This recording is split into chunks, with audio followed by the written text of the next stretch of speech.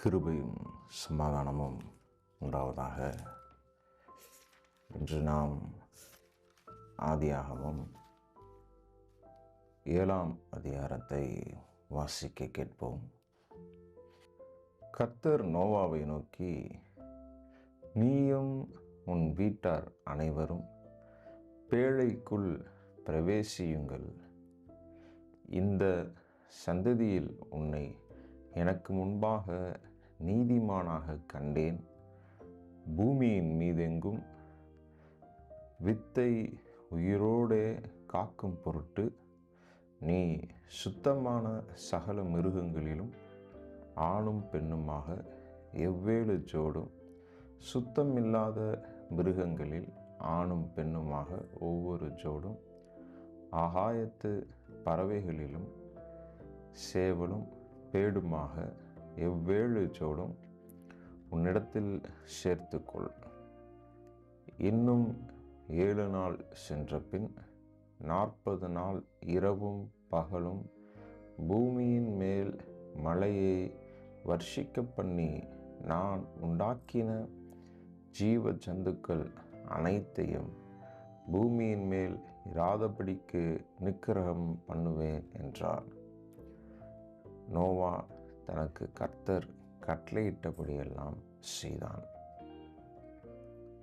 ஜலப்பிரளயம் பூமியின் மேல் உண்டான போது நோவா 600 வயதாயிருந்தான்.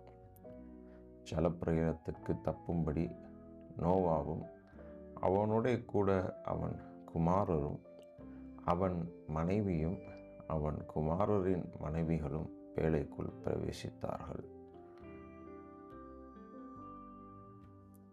தேவன் நோவாவுக்கு கட்டளையிட்டபடியே சுத்தமான மிருகங்களிலும் சுத்தமில்லாத மிருகங்களிலும் பூமியின் மேல் ஊறும் பிராணிகள் எல்லாவற்றிலும் ஆணும் பெண்ணுமாக ஜோடு ஜோடாக நோவாவினிடத்தில் பேழைக்கு உட்பட்டன.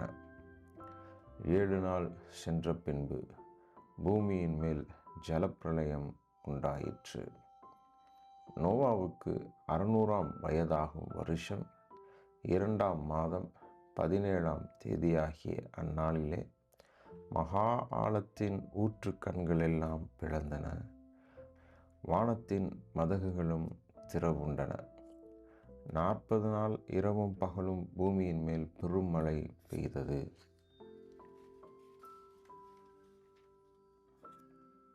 அன்றைய தினமே நோவாவும் நோவாவின் குமாரராகிய சேமும் காமும் யாப்பேத்தும் அவர்களுடனே கூட நோவாவின் மனைவியும் அவன் குமாரரின் 3 மனைவிகளும் பேழைக்குள் பிரவேசித்தார்கள்.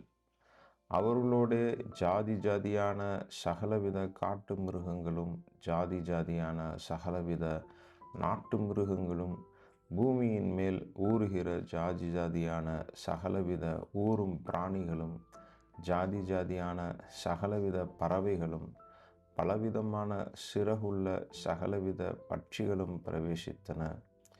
இப்படியே ஜீவ சுவாசமுள்ள மாம்ச ஜந்துக்கள் எல்லாம் ஜோடு ஜோடாக நோவாவினிடத்தில் பேழைக்குள் பிரவேசித்தன. தேவன் அவனுக்கு கட்டளையிட்டபடியே ஆணும் பெண்ணுமாக சகலவித மாம்ச ஜந்துக்களும் உள்ளே பிரவேசித்தன. அப்பொழுது கர்த்தர் அவனை உள்ளே விட்டு கதவை அடைத்தார். ஜலப்பிரளயம் 40 நாள் பூமியின் மேல் உண்டான போது ஜலம் பெருகி பேழையை கிளம்ப பண்ணிற்று. அது பூமிக்கு மேல் மிதந்தது. ஜலம் பெருவெள்ளமாகி பூமியின் மேல் மிகவும் பெருகிற்று. பேழையானது ஜலத்தின் மேல் மிதந்து கொண்டிருந்தது. ஜலம் பூமியின் மேல் மிகவும் அதிகமாக பெருகினதினால் வானத்தின் கீழ் எங்குமுள்ள உயர்ந்த மலைகளெல்லாம் மூடப்பட்டன. மூடப்பட்ட மலைகளுக்கு மேலாய் 15 முழ உயரத்திற்கு ஜலம் பெருகிற்று.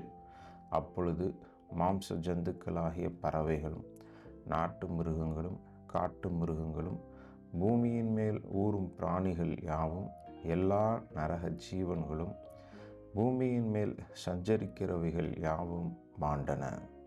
வெட்டாந்தரையில் உண்டான எல்லாவற்றிலும் நாசியிலே ஜீவ சுவாசம் உள்ளவைகள் எல்லாம் மாண்டு போயின. மனுஷர் முதல் மிருகங்கள், ஊரும் பிராணிகள், ஆகாயத்து பறவைகள் பரியந்தமும் பூமியின் மேல் இருந்த உயிருள்ள வஸ்துக்கள் யாவும் அழிந்து அவைகள் பூமியின் இராதபடிக்கு நிக்கிரகமாயின. நோவாவும் அவனோடே பேழையிலிருந்த உயிர்களும் மாத்திரம் காக்கப்பட்டன. ஜலம் பூமியின் மேல் 150 நாள் மிகவும் பிரவாகித்து கொண்டிருந்தது. ஆமென். God bless you.